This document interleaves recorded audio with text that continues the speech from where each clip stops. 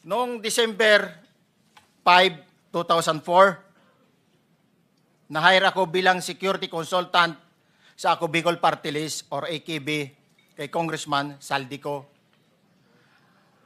At nasimula ng duty ko kay Congressman Saldico. Bawat umaga, nagre-report ako sa BGC sa Horizon, sa Bonifacio Global City, kung saan nakatira si Kong Saldico.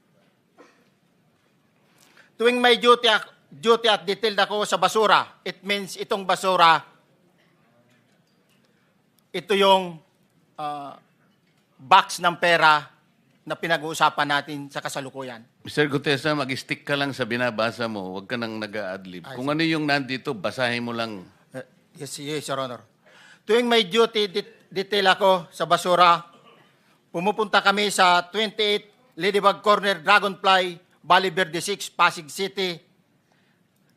Tagabuhat lang ako ng malita ng basura. Ang ibig sabihin ng basura ay malita na may lamang pera. Ang bawat malita ay may lamang humigit kumulang 48 million pesos.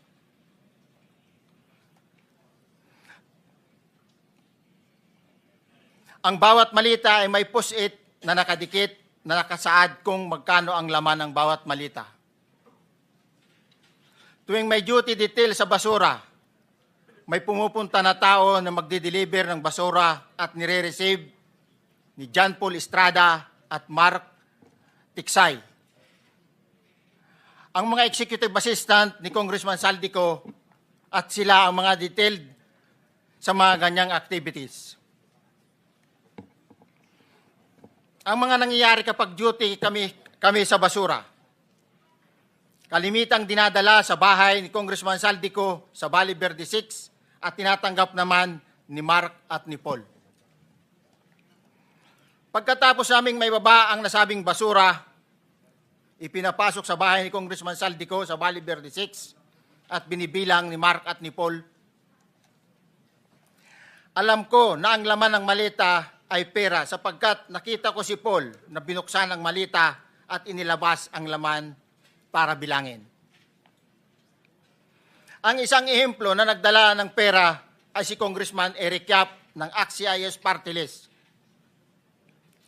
46 na malita ang dala niya sa bahay ni Congressman Saldico sa Valle Verde 6. Pagkatapos mabilang, isinakay namin sa mga sakyang patungo sa Horizon Residence sa Taguig